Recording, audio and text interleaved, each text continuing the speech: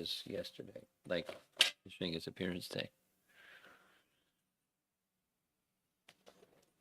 Will there be as many people at the temple tonight, or more people, or what to anticipate? More. It's Mother's Day today. Sunday school as well. Okay.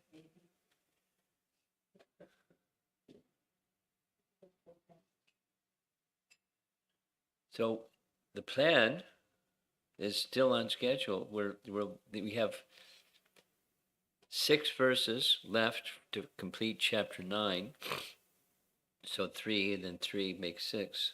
So we'll be discussing 3 verses, and then Monday evening the final 3 verses.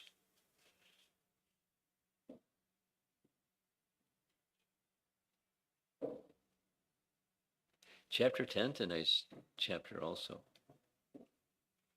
We'll take a little peek at chapter 10.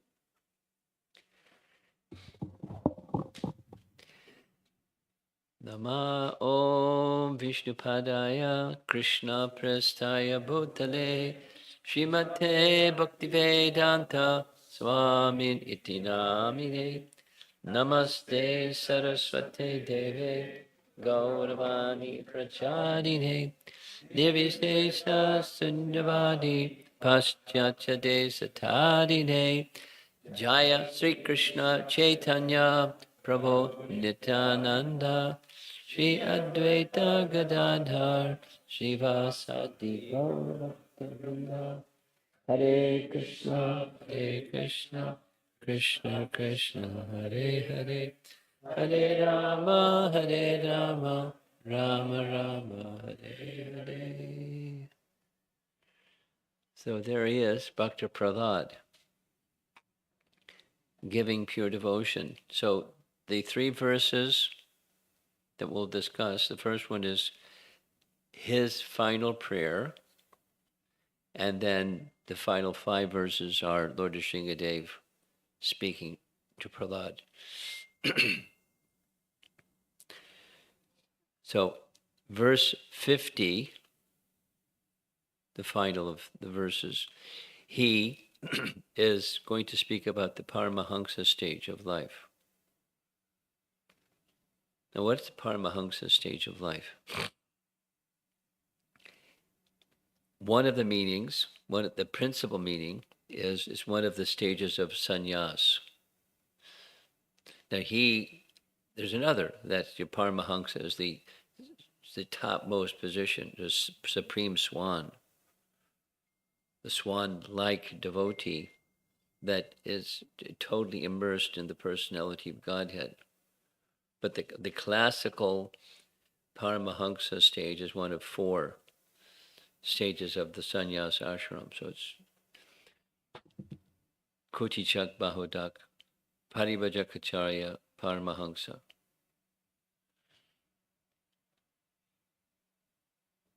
Go down. The Paramahansa stage is, we mentioned it, didn't we? In relation to Madhavendra Puri. Tomorrow is Madhavendra Puri's appearance day, so he was a Paramahansa Vaishnav. The Paramahansa is one who, for his maintenance, he simply depends upon Krishna. That is to say, in the prior stages, one may perform madhukari, like the bee, going from flower to flower, gathering honey, madhukari.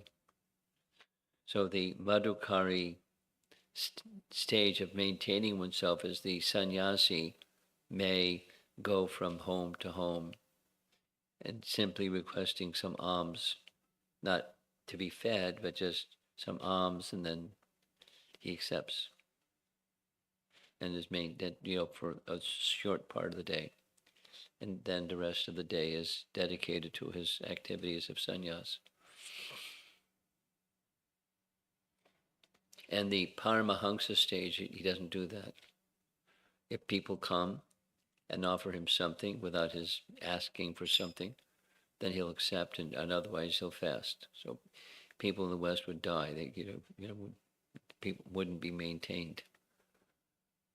But in a cultured society or in traditional Vedic society, when someone sees a Paramahansa or when someone sees a sannyasi, they immediately want to offer something just out of culture or for respect for that renounced position.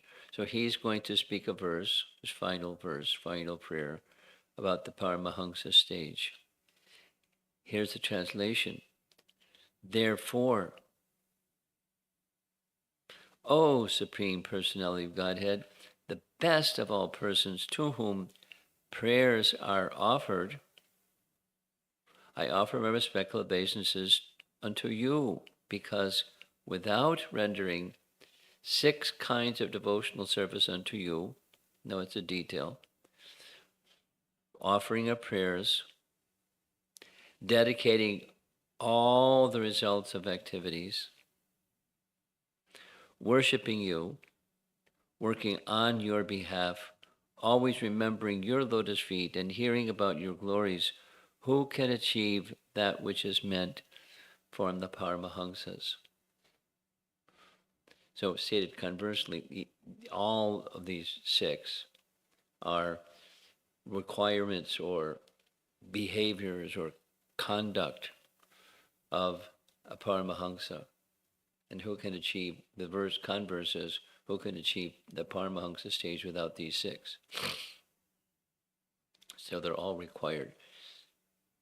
Now, you have Srimad Bhagavatam in your home? Of course.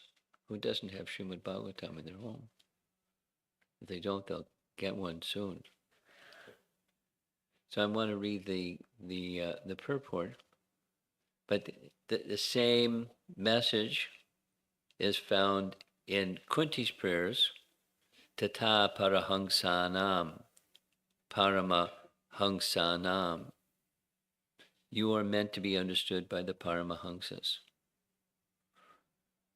So this is Kunti. She's not Paramahamsa, but she's how can I, a woman, understand you? You're meant to be understood by the Paramahamsas.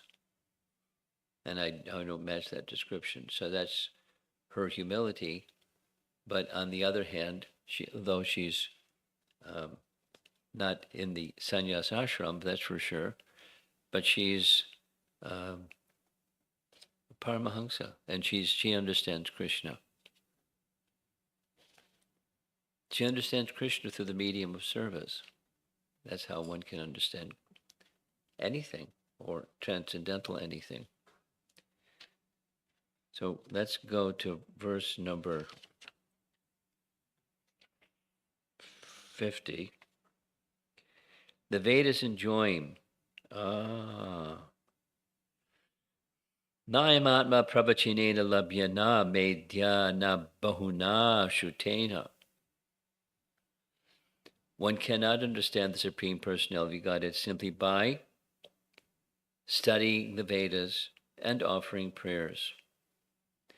Only by the grace of the Supreme Lord can one understand him.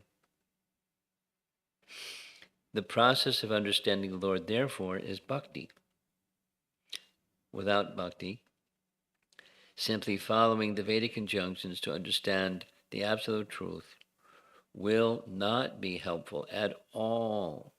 The process of bhakti is understood by the Paramahamsa, who has accepted the essence of everything. The results of bhakti are reserved for such a Paramahamsa, and this stage cannot be obtained by any Vedic process other than devotional service. He's saying it forwards, backwards, backwards, forwards, forwards, backwards, and exclamation point. He's Bhakta Prahlad representative, because that's Bhakta Prahlad's message too.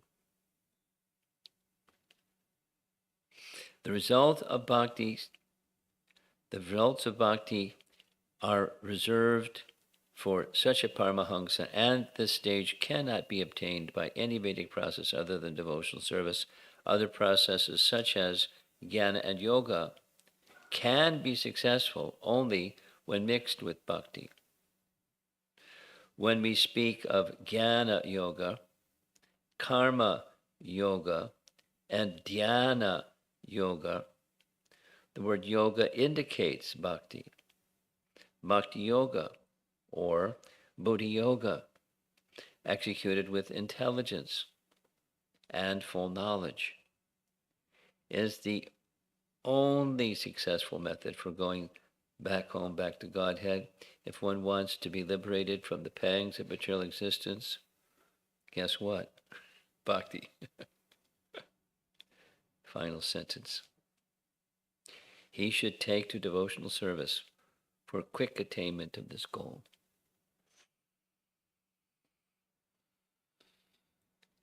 Sometimes Prabhupada would say, repetition is necessary for clear understanding. And he didn't mind. He was very patient and very perseverant. And he would repeat, and like this. There's one short paragraph. Backwards, forwards, forwards, backwards, backwards, forwards, forwards, backwards. And say it again. Now, advancing a little bit,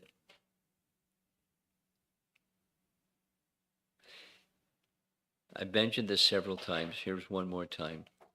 The final 5 chapters of this canto are addressing what if you're not at this platform of Prahlada Maharaj, which is most of us.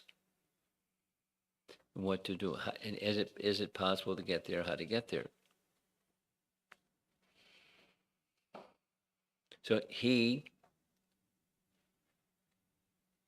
Narada Muni, speaking to Yudhisthira, outlines bhakti is, he says it this way, bhakti is of 3 kinds: unmixed, mixed with karma, and mixed with jnana.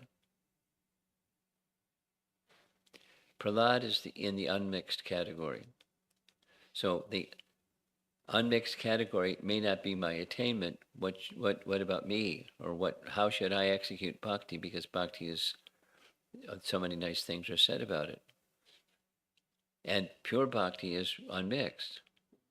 But one can, if one has some affinity for, or stronger attachment for, karma or jnana, that is, trying to understand the absolute truth through work, or trying to understand the absolute truth by speculative knowledge, and that's one's inclination or habit or conditioning, then there are prescribed activities, and then then comes the varna description, and then comes the ashram description, depending upon one's nature, one's propensities.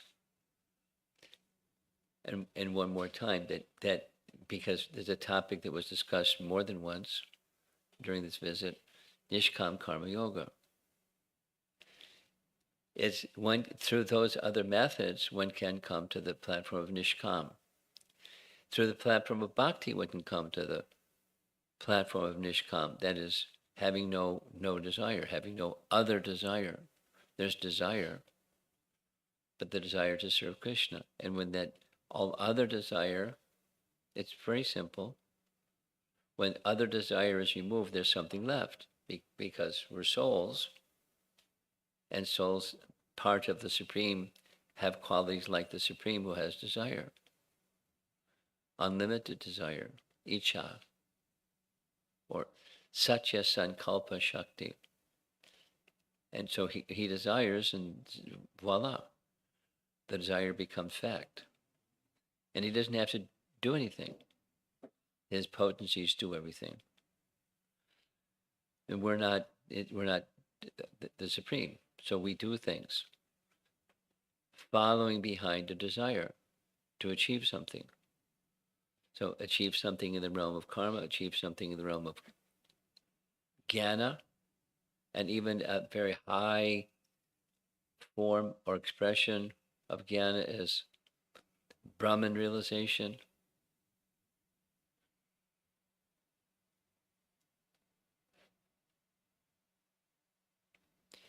There's an explanation.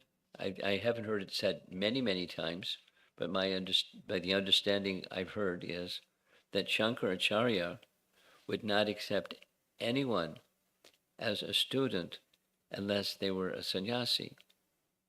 So grahastas, sorry, Charlie, there's no place for you. And so you can strive to become a sannyasi, and then there's restrictions for who can become a sannyasi, and there's all of those rules and restrictions and regulations. So it's not so liberal. But the principle of detachment is important. Vairagya is important, and jnana yields vairagya, or the absence of jnana results in attachment.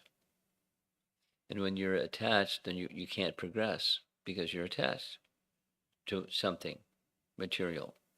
And attached to something material, how are you going to progress? So then therefore, the sequence goes first karma yoga. We'll just say it slowly and one more time. Karma yoga means two things: performance of prescribed duty, because a real sense of karma is prescribed duty.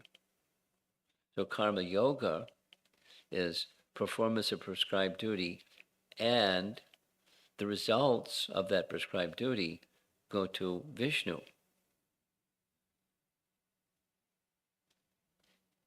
But there's a mix. I have a desire, and therefore there's a prescribed duty corresponding to my desire. Because of desire, I get a body. Because of having a body, I have propensities. Because of those propensities, I have some duty. And there's duties in Varna, and there's duties in ashram. And according to the Varna-ashram system, I should know what my Varna is, I should know what my ashram is, and I should therefore know what my duty is. And performance of duty without attachment to the results. But then there's, with every activity, dharmic or otherwise, adharmic, there's some outcome. There's something produced. So what to do with that something that's produced if you want to be a yogi? You offer the results to the Supreme. Supposing you don't have a personal conception of the Supreme, which is a lot of people. So supposing you don't have a personal conception, then you make the offering unto Brahman. And therefore there's brahmanas that perform yagyas, and they make offerings into the fire. To them, the fire represents Brahman.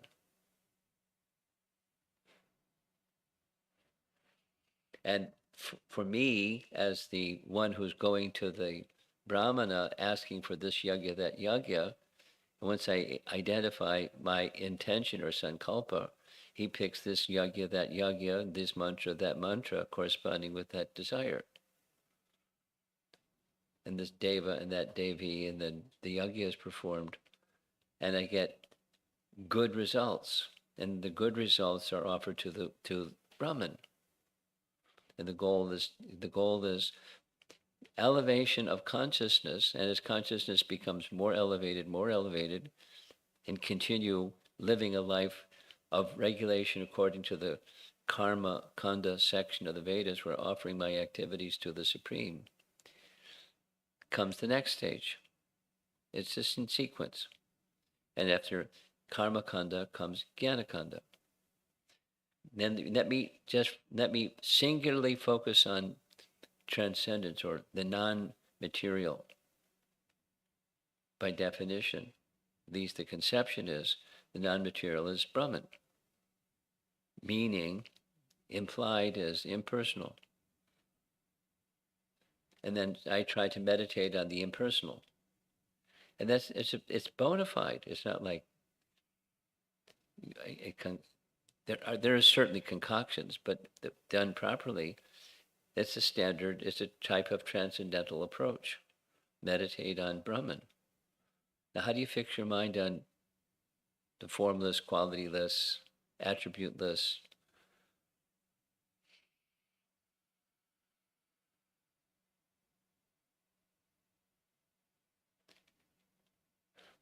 Monavrata and other practices, they were mentioned, that these 10, remember?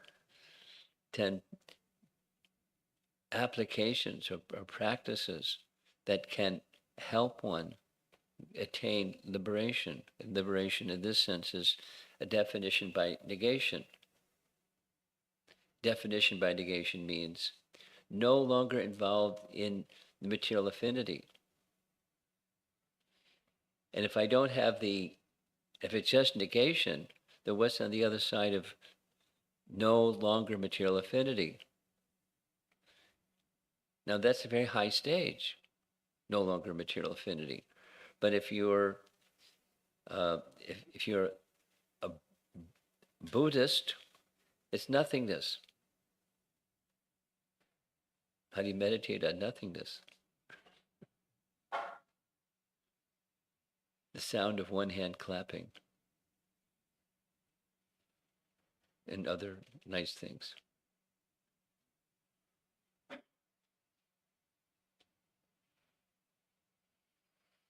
Or an impersonalist, meditate on the light. And therefore, things like Brahma Gayatri, many of you are familiar, whether second initiated or not, we also have Brahma Gayatri. And Brahma Gayatri is, it's meant for those who are duly initiated brahmanas, but many people chant Brahma Gayatri without being duly initiated. They sing it like a song. And the understanding is they're worshiping, well, there's different understandings. They're worshiping Brahman. Now, some refer to the Gayatri mantra as worshiping the sun or the sun god, because they're not at the stage of being Brahmavadis, they're at the stage of demigod worshippers. So it's a nice approach to worship the sun god. And there's terminologies within the mantra that they understand that's what this mantra is doing, is worshiping the sun god. Then a little above, those are worshiping the impersonal Brahman. But if there's an understanding that the Vaishnavas have, this is referring to the personality of God, who is the source of both the sun and the whole of creation. And that's in the first half of the mantra. Or the Brahmajyoti, which is in the second half of the mantra. There's the source. And that source is Bhagavan. So it's Bhagavan worship through mantra. Same activity, just different consciousness behind the activity.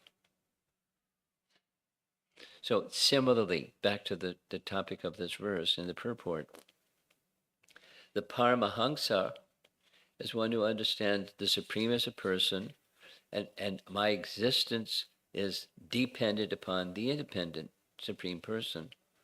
And therefore, my life is just focused, singularly focused on service. This is bhakti principle. Singularly focused, not to achieve karma or gyan. This is the bhakti definition. We discussed it the other day. Two different standard definitions of bhakti. So Rupa Goswami's is this one. Anyabhilashita shunyam jnana karma janavritam. Abhilash is another word for indicating desire. I don't have a desire for karma or gyan. When one has no longer desire for karma again, there's nothingness, right? That's if you're a Buddhist. Or it's impersonal. That's if you're a Mayavadi or a Brahmavadi.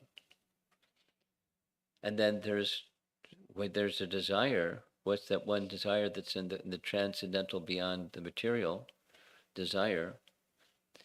Anukulyena Krishnadoshilanam, bhaktir uttama. the desire to be engaged in pleasing Krishna, following the ways of the perfected souls. That's bhakti. That's Shuddha bhakti. We had this discussion. Somebody was mentioning bhakti as itself being mixed, but bhakti is unmixed. Bhakti is pure, and then there's purity can be mixed. So that's what this purport and verse are speaking about. The Paramahansa stage is unmixed. It's just one thing. Not striving, but it's having attained. One thing. What's the one thing? Devotional service to the Supreme Personality of Godhead without any consideration of anything else. And, and factually, not just by following rules, but by factually being in that consciousness. That's the Paramahansa. So back to the verse, Prahlada is indicating that the Paramahansa stage requires these 6 items. And how can one achieve, how can we become properly situated in that Paramahansa stage without these basic items, fundamental items? So we do something in the perfect stage. We don't just twinkle like, a spark in the jyoti of the light of the Supreme. We don't just twinkle like a star in the sky, but we do activities, and these 6 are indicating the activities of one in the perfectional stage of life. Remember from the very first verse, it's in the first verse of his teachings to his students. That's chapter 6. But he makes a statement to his students that this process of devotional service is so wonderful, even a slight, like alpa, tiny amount of devotional service is sufficient. It's the potency, the Shakti is there to bring one to the stage of perfection of life. And we don't just do a drop or an angsa and then that's it. We cultivate for our whole life. But there's potency in each of the moments of devotional service for that same potency, perfection of life. And now this verse is the conclusion. What's that perfection? The Paramahansa stage. In the Paramahansa stage, they'll do these 6 things. And then this Kunti's prayer, indicating something quite similar. How am I, a woman, engaged in worldly affairs? How am I to know you who are only known, only knowable, only understood by those in the Paramahansa stage? So it's not ashram specific, is the point. Pure devotion is not ashram specific. Pure devotion is the quality of unmixed devotion. And unmixed devotion can be attained through any varna or any ashram.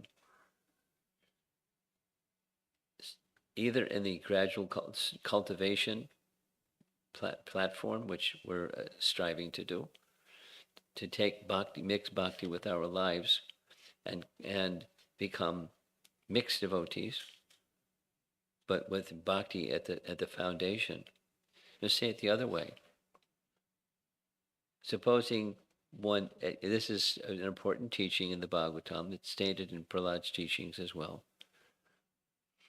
Supposing one has achieved perfection in the activities of a brahmana, this, that, and the other thing, but they're not a Vaishnava, they're not a devotee of the Supreme Lord Vishnu. Then this phrase, Shama Evahi Kevalam, simply a waste of time. And then conversely, one who has achieved that stage of perfection, supposedly they don't know all these other activities so well and so nicely. What about them? Perfection. Because those other things follow behind bhakti. It's nice. It's important. It's for us to have conviction and faith and focus.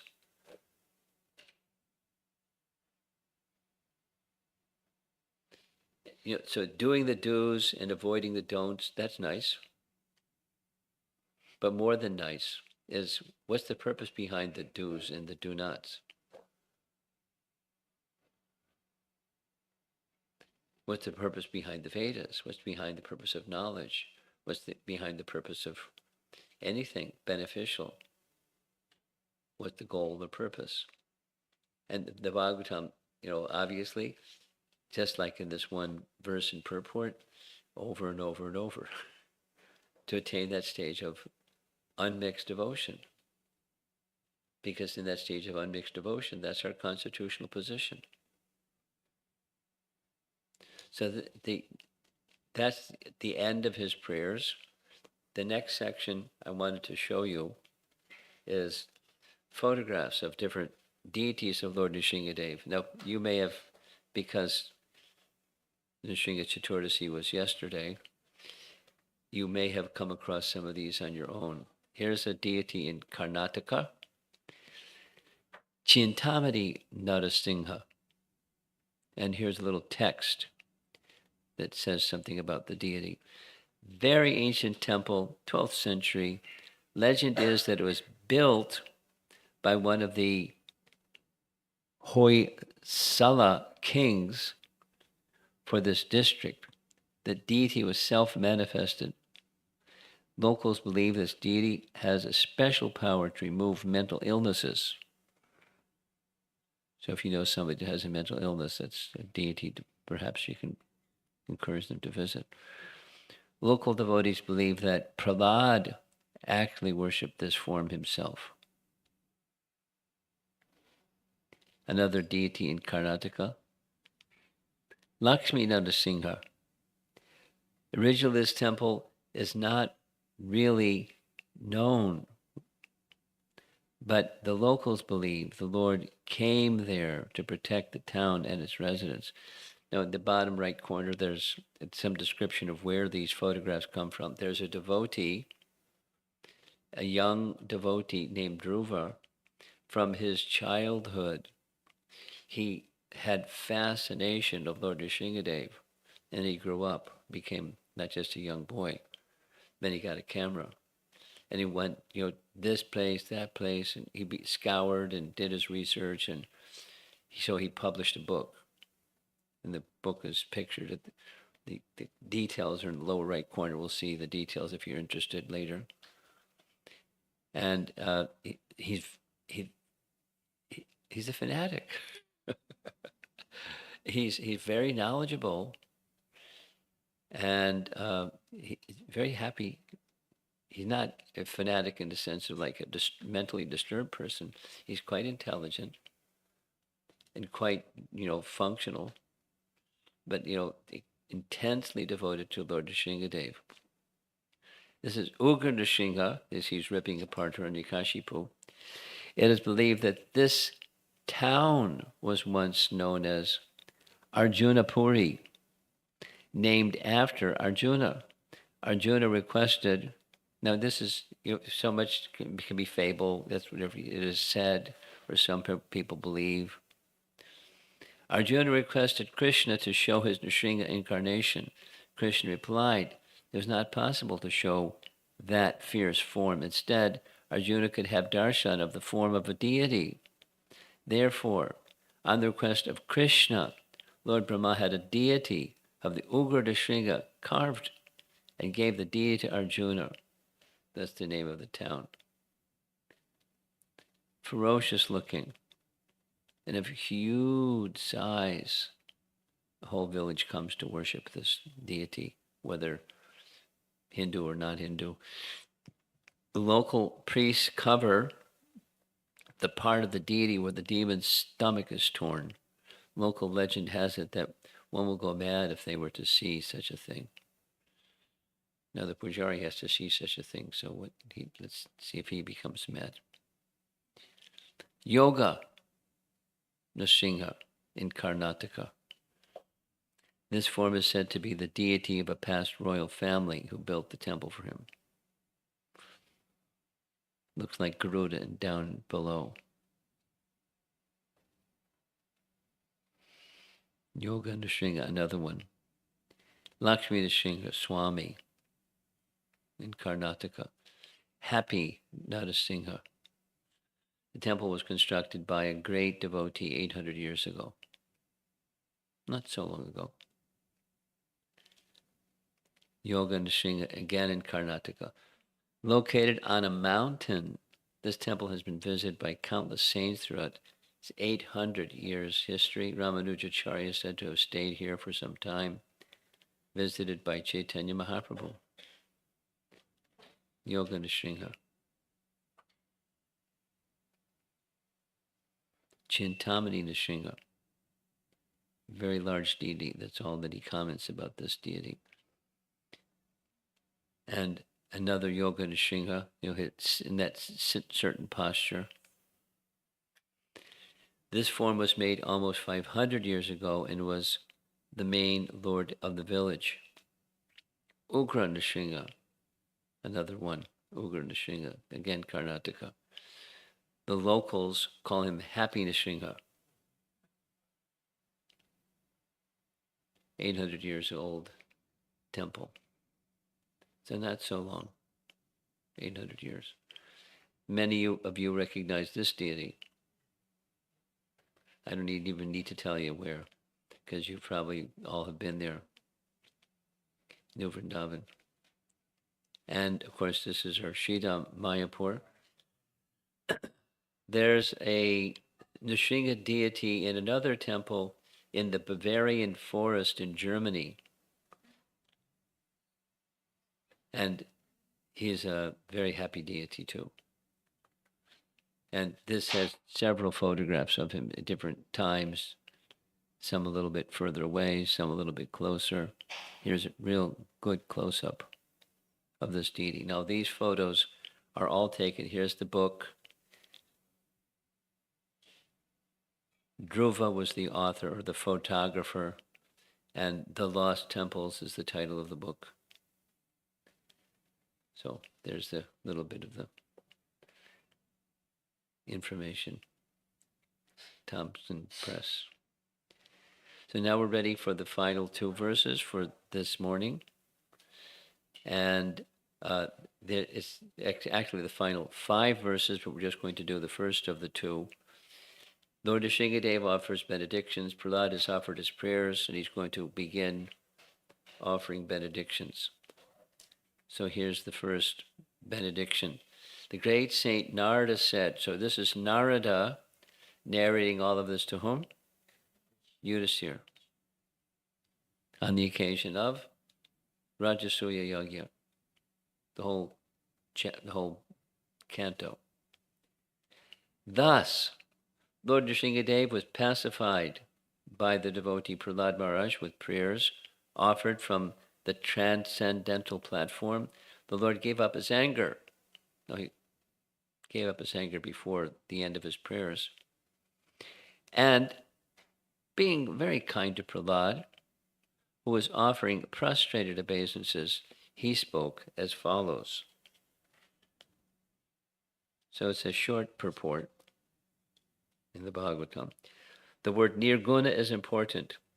The Mayavadi philosophers accept the absolute truth as nirguna or nirakara. The word nirguna refers to one who possesses no material qualities, guna and nirguna. The Lord, being full of spiritual qualities, gave up his anger and spoke to Prahlad. So the anger of the Supreme Lord was a spiritual quality. And he changed it out. He gave up the anger desire and accepted this benediction-giving desire. Because all those features are within the personality of Godhead. There's a very nice understanding, many nice understandings. One of those nice understandings is the personality of Godhead has his eternal abode in the spiritual world. And in that eternal abode in the spiritual world, some of his pastimes are not manifest, and some of his pastimes are eternally manifest. This is Bhaktivinoda Thakur. He uses these two terms. You may have heard them before: Nitya Lila and Naimitika Lila. Nitya is eternal.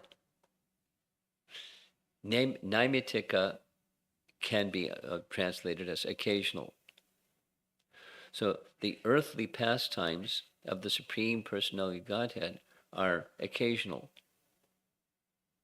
And there's some pastimes that are eternal. And the eternal pastimes are eternally manifested in the spiritual world. And when the Lord manifests his abode, both the occasional and the eternal pastimes are manifest, and then both become unmanifest. Prakat, or manifest, becomes unmanifest, or aprakat. So in other words, specifically, when Krishna disappeared, now we'll speak something about Nrsingadev as well. When Krishna disappeared, his manifest pastimes, or Naimitika Lila and Naimitika form, were withdrawn. But both his form and his pastimes were just simply withdrawn from human vision, and they entered into his eternal abode in this realm, and people couldn't see them because he withdrew their manifest state. Should I say it again? I think I should say it again. And it's true for Dwarka and true for Vrindavan. For his abodes in this world. The abode in this world is as spiritual as he is. And they're eternally spiritual. But the past, like Vrindavan or Dwarka. Now, Dwarka was manifest in the sea.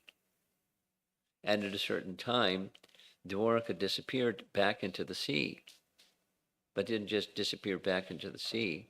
And sometimes, somewhere under the sea, you just do some scuba diving and you find Dwarka. Not like that. It was unmanifest. It receded as if it had became underwater, but it became unmanifest. But the description is very, very clear. When Krishna's pastimes ended, he had different associates. Some of those associates were devas, because he had, personality of Godhead, had requested the devas to assist him in his pastimes and to take birth on earth, to assist him in his pastimes. So some took birth on earth, and when Krishna was finished with his pastimes, they returned to the heavenly realm. Because it was an angsa, or a part of those devas, that took part in Krishna's pastimes. So when that pastime was over, that angsa returned to the heavenly kingdom, and they resumed their activities as demigods, or within the forms of the demigods in the demigod realm. 2, some were descended from the spiritual world, and those went back to the spiritual world. And there's the third, and some are eternal associates, and they withdrew their manifest forms and entered into an aprakat position in Dwarka, in Vrindavan, etc., where they're eternally situated, but not manifest, or aprakat, prakat, and aprakat, not manifest. So that's Krishna, detailed description. And then there's Nrsingadev. So Nrsingadev, similarly, I'm putting my hand in the air, he has an abode in Vaikuntha. And you can read about it. One of the places you can read about it is Brihat Bhagavatamrita. Brihat Bhagavatamrita, we mentioned this a few times. It's a book by Sanatana Goswami that's a commentary on the Bhagavatam. And in that commentary, Gopakumar goes to Vaikuntha and he sees forms of Nrsingadev and the worshippers of Nrsingadev. So Nrsingadev, has his abode in Vaikuntha. And he has his associates in the abode of Vaikuntha. And then when he appears in this world, it's not like he hangs a sign out that says, I'm going to take a visit to the earthly realm. See you guys later. I'll be back in a while. Not like that. He expands himself and appears as Nrsingadev and then withdraws himself into his eternal position. So, and then there's associates like Prahlada. At least in the next next chapter, chapter 10, he speaks to Nrsingadev that you sent me here. So from where was he sent? In the purport, you can read it on your own. 7.10.3. 7.10.3. Prabhupada expresses very clearly that Prahlada Maharaj is a Nitya Siddha devotee. So now you know. He's eternally perfect. He didn't become, he's eternally perfect. But he's manifesting a pastime where as if he became perfect, but he's eternally perfect. At least that Prahlada that's mentioned in the chapter 10. And we had this discussion about other days of Brahma and other manifestations of Prahlada.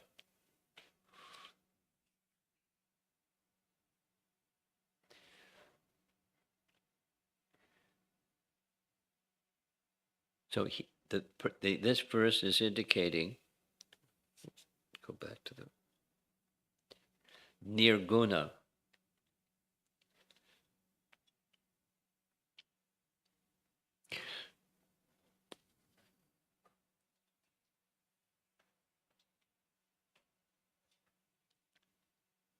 Yeah, it's in the second line. Bhaktya, Bhaktena, Nirguna. So the position of Prahlada was from the Nirguna platform. Prahlada is from the Nirguna platform. The Lord Nrsingadev is from the Nirguna platform. The prayers were Nirguna. So we're getting pure devotional service in sound vibration form from a pure devotee. And he can give that sound vibration because he's in that place. And the Lord is very much pleased. So the secondary rasa of anger was withdrawn, and the blessing mood is replacing that mood. In this purport, that there's two words, nirguna and nirakar. What does nirakar mean? Who knows what nirakar means? No form, no material form. Now, if you're an impersonalist, you'll say, no, it's nirakar. And the Vaishnava will say, no, it's nirakar. No material form. And they don't agree. That's okay. That those that say has no form, they'll never understand Bhagavan. They'll never understand love. But one who is becoming a devotee, or is cultivating devotion, or is what to speak of, has attained devotion, they know very clearly what nirguna and nirakar mean. No material form. So that nirguna Prahlada is offering nirguna prayers to the nirguna Supreme, who has no material form. But he has form, the transcendental form. transcendental form that dealt with Prahlada, dealt with Hiranyakashipu. And here's the last verse for today. The Supreme Personality of Godhead said, "My dear Prahlad, most gentle one, best of the family of Asuras, all good fortune unto you. I am very much pleased with you. It is my pastime to fulfill the desires of all living beings, and therefore you don't have to, you may ask from me any benediction that you desire to be fulfilled." Blank check. Prabhupada's phrase. You fill in the amount. It's a donation. You just fill in the amount, whatever you want to fill in. And you got a big bank account, so put whatever number you want in there. Blank check.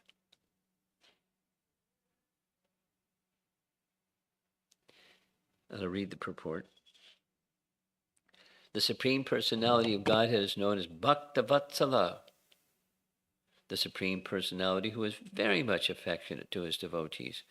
It is not very extraordinary that the Lord offered his devotee all benedictions, plural. The Personality of Godhead said in effect, quote, "I fulfill the desires of everyone. Since you're my devotee, whatever you want for yourself will naturally be given. But if you pray for anyone else, that prayer will also be fulfilled." He offered such a prayer. So devotees don't want for self, they want for everyone. And the best way to want for everyone is that the Lord may be happy. It's like, pouring water on the root of the tree and the whole tree gets water. Thus, if we approach the Supreme Lord or his devotee, or if we are blessed by a devotee, then naturally we will automatically achieve the benedictions of the Supreme Lord. Yasya prasadat bhagavat prasada. Srila Vishwanath Chakravarti Thakur says that if one pleases the Vaishnava spiritual master, all of one's desires will be fulfilled. But then all of one's desires become spiritual desires. And all of one's desires that were not spiritual desires evaporate, just like when you turn on the light, darkness is dispelled. We had this discussion, twice we had this discussion, what to do about the karma of living entities. Turn on the light. It's gone. Darkness is gone.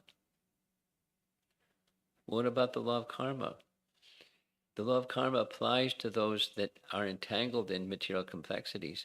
Supposing you're no longer entangled in material complexities because of exclusive devotion to the Supreme. There's no more entanglement. It's gone. Where does it go? Where does darkness go when you turn on the light? Darkness means the absence of light. So when you turn on the light, darkness is gone.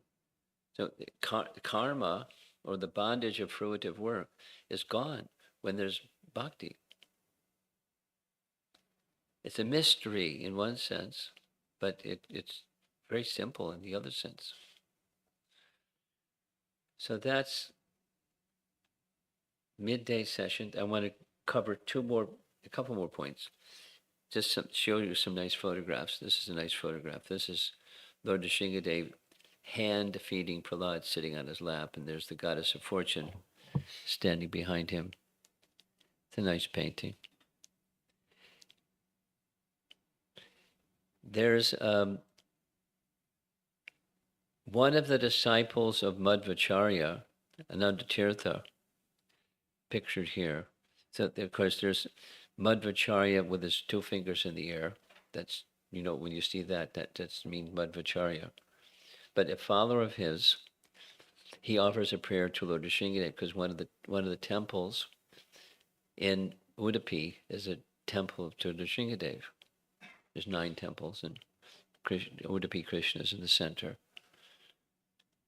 So here's his prayer. Lover of Lakshmi, In every place possible, I searched, but I could not find any master equal to you. Like an eighth taste, we'll hear some more about what's that eighth taste. A thing greater than you is ever in exile. Brahma, Shiva, Shakra, and are collectively incinerated by the searing sun like sparks of the fire rising from the corner of your glaring, rage filled eyes. Poetic. And the commentary is that there are six tastes mentioned in Nectar Devotion. There's no such thing as seventh or eighth. But he's speaking of it because he certainly knows there's six, there's not eight. But you're undiscoverable. You're so transcendental. Like an eighth taste. Things greater than you are ever in exile. They don't exist. There's different Puranas. One of those Puranas is Vamana Purana. This is referred to in Brihat Bhagavatamrita. And it's not detailed presentation, but reference is made that Prahlad visited Naimisharanya. Prahlad visited Naimisharanya to visit Narayana, of the Narayan Rishi, but Prahlad visited that place. It's detailed. And here's another Brihat Bhagavatamrita reference, and this is our last little slide. There's a series of prayers or stotras of glorifying the 1,000 names of Vishnu, and here's one. Lord Nrsimha made several different appearances. One Nrsimha defeated all the celestial mothers. What? Celestial mothers? Doesn't make any explanation, it just makes the reference from the Brihat Sahasranam Stotra. Another ripped apart Hiranyakashipu that we're familiar with. Yet another assumed the form of an ordinary cat. No explanation. So don't ask me about that one. But it's in Brihat Bhagavatamrita, referencing the Sahasranama Stotras. Okay. So we have just 3 more verses to go. That's tomorrow evening. And we'll have finished the chapter. And then if you want, you can go back and read it again or go on to chapter 10 or get ready for the next festival with the next appearance day. Any comments or questions? Yes. All right. Thank you for the nice presentation of pictures that are always interesting and giving you so much. But these are all secrets. Like we just saw one picture in which Lord Nrsimhadev feeding Prahlad. Like a mother. Yeah, like a mother, right? Now, we know Lord Nrsimha came to earth and saved Prahlada. Is there a reference or is there a pastime of Nrsimha, like how much time Nrsimha was here, other pastimes that Nrsimha had, that we might see some details of those? I've been trying to do that. These other references, but not the same kind of detail. No, Vishnu Purana has, other Puranas have slightly varied narrations. And I would recommend, you saw the slides, you can go back and hear the recordings, and you can do the research on your own, rather than I'm a walking encyclopedia. You can do the research on your own and find out Like this devotee Dhruva went on researching, and because he wanted to take photographs and publish a book on Lord Nrsingadev. So and there's no end. My experience is it's like an ocean that doesn't have a bottom, and you can go and you can go and you just keep going and going and going. Here's an example. there's a reference that was mentioned in the different appearances of Srimad Bhagavatam. There's one reference where it doesn't give the scriptural reference, but it says that Uddhava received Srimad Bhagavatam directly from Krishna. So where's that from? So one devotee went diving in the ocean of the Vedas, and he came up with the reference from Padma Purana. And he found the Sanskrit. He's going to have the Sanskrit translated and send it to me. But it's just like, if one has an interest, not just out of curiosity, but more than just curiosity, I want to know another piece of information from my computer or my encyclopedia. But I want to understand the fullness of the diversity of the personality of Godhead. You just go and go and go and go. A fantastic example of this. There's two fantastic examples. One is Rupa Goswami, the other is Jiva Goswami. They took a subject like Rupa Goswami and the categories of avatars. And gosh, the scriptural references that he makes and connects this with that, and therefore sometimes this is said, but that can't be because, he did his homework. And then wrote the book, and then wrote the commentary for his book. And then Jiva Goswami wrote a commentary on his commentary for the book. So it takes scholarship, but what's the purpose behind scholarship if it's not to awaken love? So information for information's sake is kind of useless. But appreciating the scope and the diversity of the source of everything, it's astounding. And he must have unlimited potencies, otherwise he's not supreme. So he has unlimited potencies. With his unlimited potencies, he can do inconceivable and unlimited things.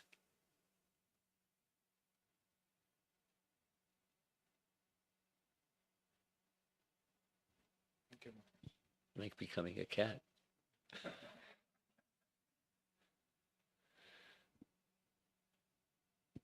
Yes, behind you.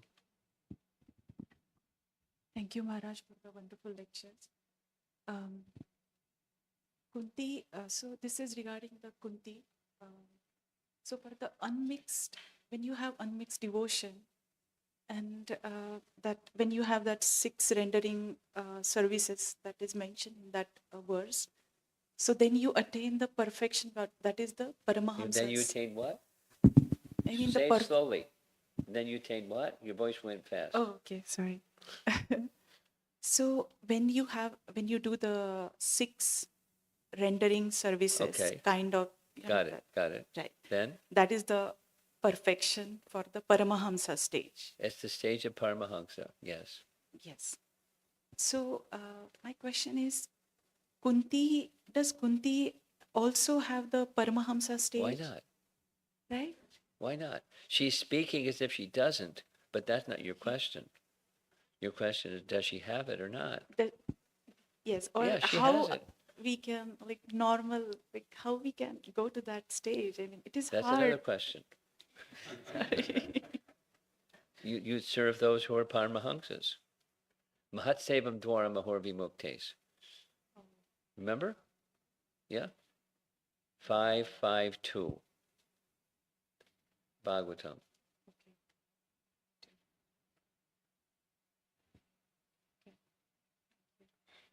Maharaj, and one more thing.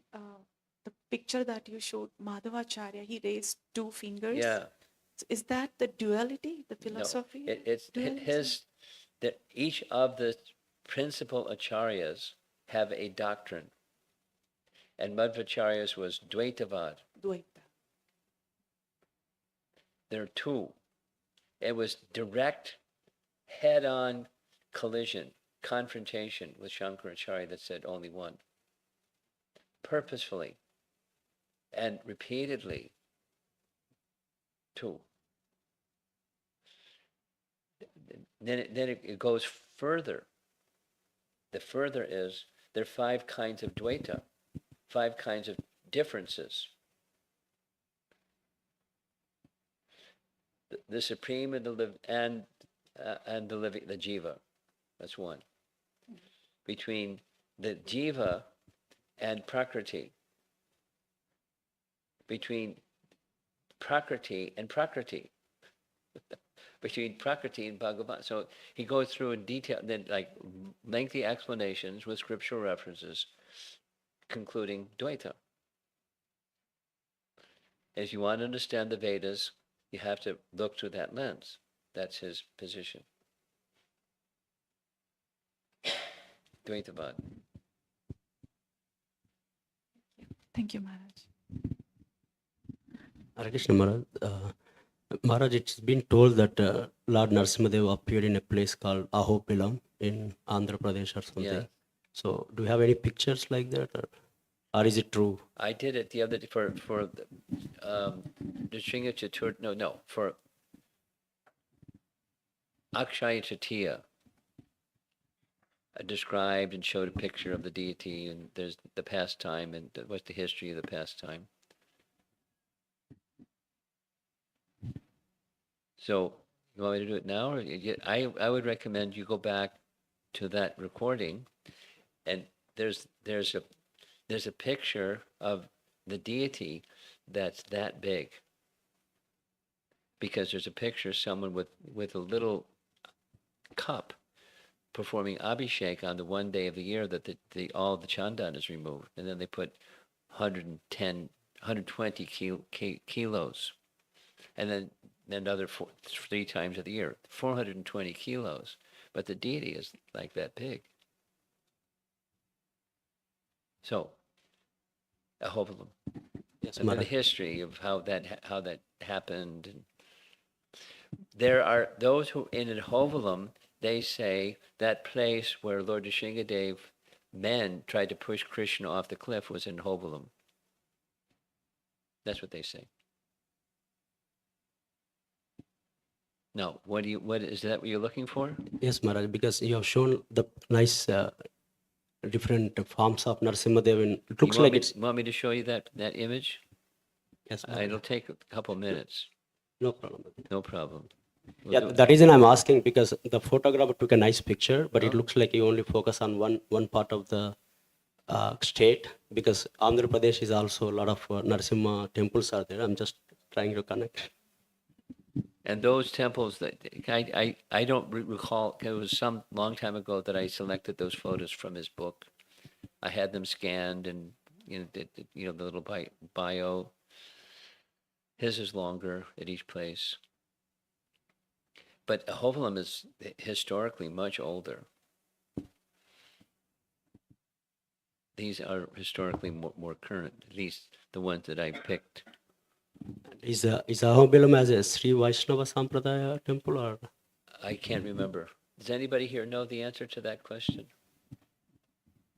In Ahobilam is the deity worshipped by Sri Vaishnavas? I don't recall. But you can do a little homework. Sure, yeah. Now, even though I'm from Andhra Pradesh, but I haven't explored a lot, but I think maybe that Okay. is something I should You do. have a homework assignment, Yes, Maharaj. and you can report it to all of us, myself included. I probably have it somewhere, but it's not in my memory bank. Yeah, now I think I'm getting taste of it, so I should focus more Yeah. and explore. Yeah. So when we're all done with this discussion, I'll go to where that slide is that shows the deity in the Hovelam. covered in sandalwood and then not covered in sandalwood, and then up close where he's this big.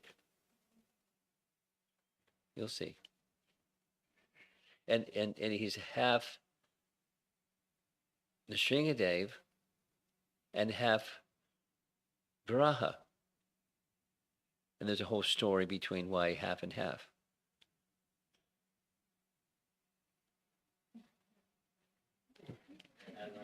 Okay.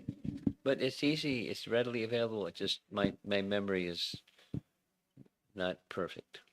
That's for sure. Anyone else?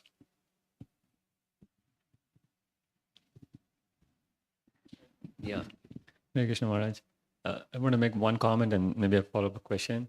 So one comment was that your slideshow yesterday in the temple was very, very good.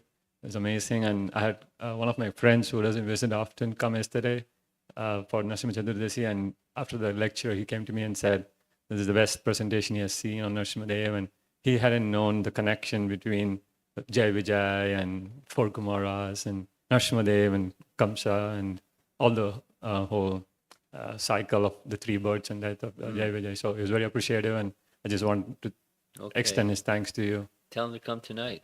Yeah, definitely. Tonight is going to be completely different. There's no repeat of from tonight from yesterday night. And the one question or one observation I had from all this pastime of Narasimhadev is that Narasimhadev can switch between his most ugra form, Yes. and in the flip second he can switch to his most problem. pleasing form for Prahlada. No problem. And I was thinking, is it something that we should maybe consider when we practice sadhana, that we should be more attentive to kind of attract that pleasing form of Narasimhadev rather than being inattentive and offensive, Well, that's even a nice, mentally? That's a nice application point. I mean, it's not necessarily that's the application point that we should have as our takeaway, but it's certainly a fantastic application point. And then I would say by being more attentive, then the variations of the mood of the person who we're trying to serve will be more tuned into, because the Supreme Lord is dynamic, not static. So our relationship will also become dynamic, not static. We're just trying to be sadhakas. Trying. And then there's the stage beyond just trying. When you actually are fixed in sadhana, then it's et cetera, the stages of bhakti. And then it's, anandam buddhivardhanam, pratipadam purnam rasat svadanam, param vijayate. Okay. Yes, our hostess.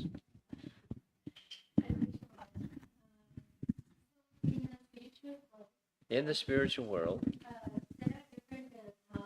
there are different which? Different dhams, like for Dhams, yes. for Ramchandra or eternally Ayodhya. in Saket Dham, Ayodhya. Then Krishna resides in Goloka. There are so many Vaikunthas. So is there any specific dham for Lord Narasimhadev? Of course. He has his own dham. It's verification of what I just said is found in this chapter.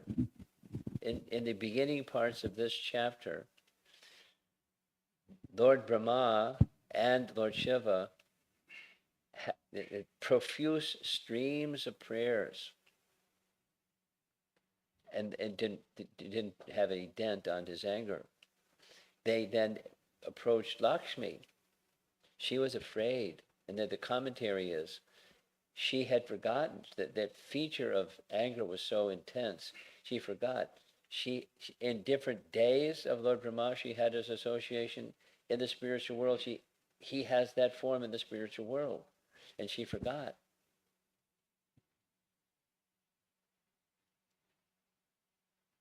So he has that form in the spiritual world. What is that called, Maharaj? What's that form? Same form, half man, half No, lion. that dham, is there any name for that dham? It's the Shringaloka, I guess. Okay. Thank you, Maharaj.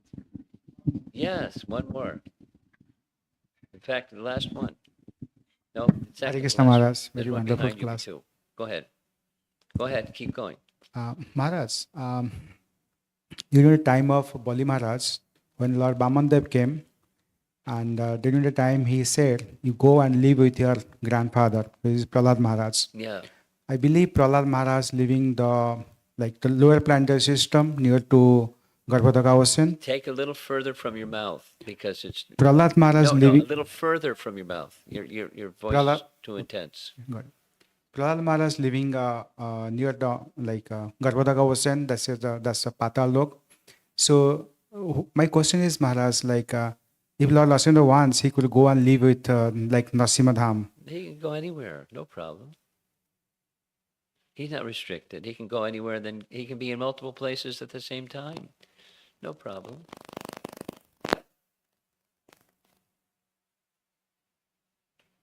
Okay. That place is also like the place Prahlad Maharaj living right now. Is it also an eternal place? Is the place where Prahlad Maharaj is right now an eternal place? That's your question? Yes. Well, he's with Lord Nrsingadev. He's his eternal associate. Does that answer your question? Lord Narasimha lives in Vaikuntha Lord planet. Nrsingadev is eternally existing. Prahlad is his eternal associate. Wherever he is, he's where Prahlad is, where Lord Nrsingadev is. Okay, Maharaj. Okay? Thank you. And he has an eternal abode, right? Behind you. Pranam Maharaj, thank you. I came a little bit late, so I did not hear Kunti Maharani's six stages of bhakti. But in Bhagavatam, there is a mention of Nauda Bhakti, and my question is about bhakti and attaining the perfection of life. You mentioned in your session that even slightest bhakti will give you the benediction of perfection of the life. So I'm Bhav Bhakt. Vamshi Prabhu calls me Bhav Bhakt. I go by that feeling. Is that by itself enough? Or Is that by what? Is that by itself enough to attain the perfection of the life? Or By service?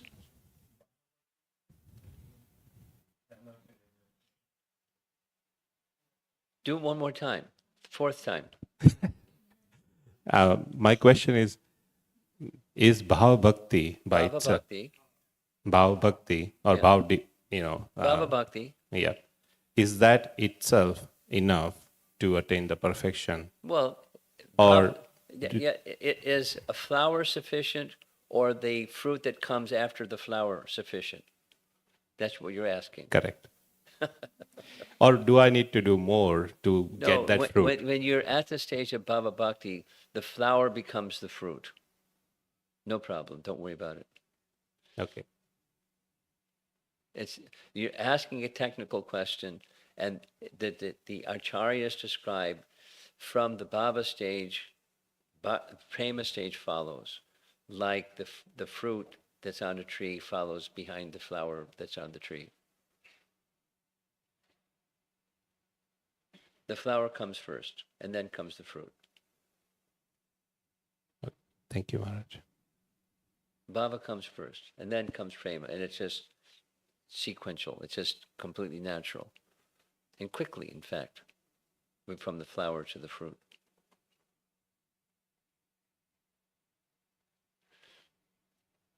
I recommend in topics like this,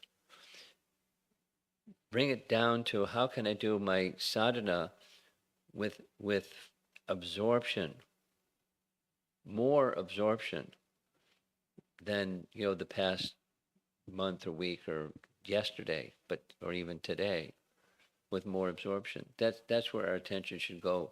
The contemplating those higher stages, it's a little premature. No harm to know because our acharyas present them, to know where the train is going when you get on the train. But be attentive to where you are presently and try to improve that. And those other stages or higher stages will come in natural sequence.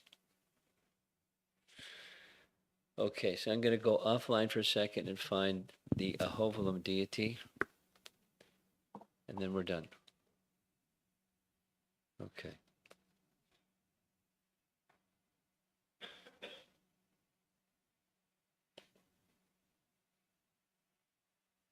Let's do this.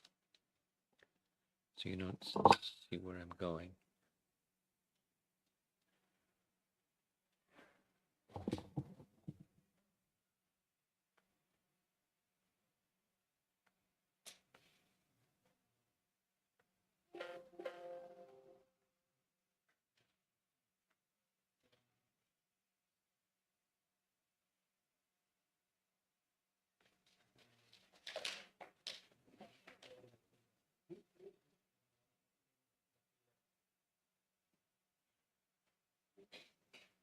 Here we go.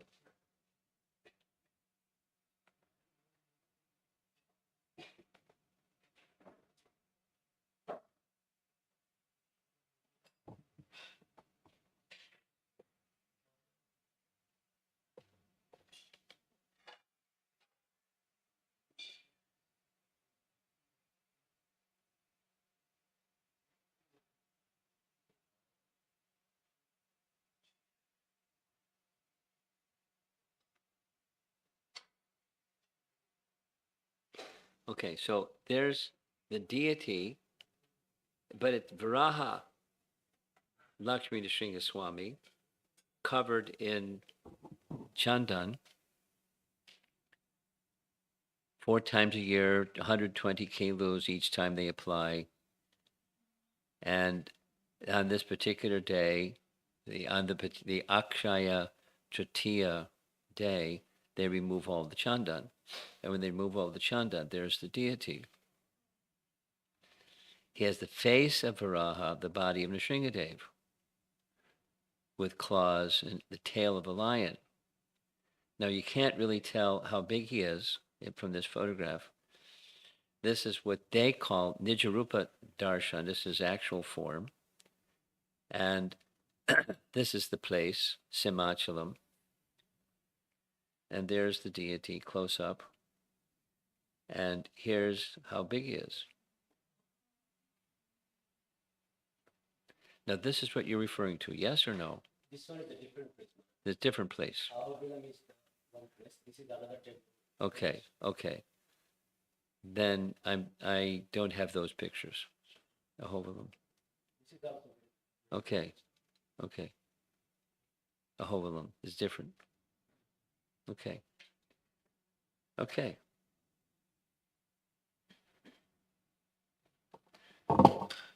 But you've still got your homework. and it's good to see this. Huh? Good to see this deity as well from Simhachalam. I think it's good to know about Varaha and Narsimha. Okay. Wow. Okay, go ahead.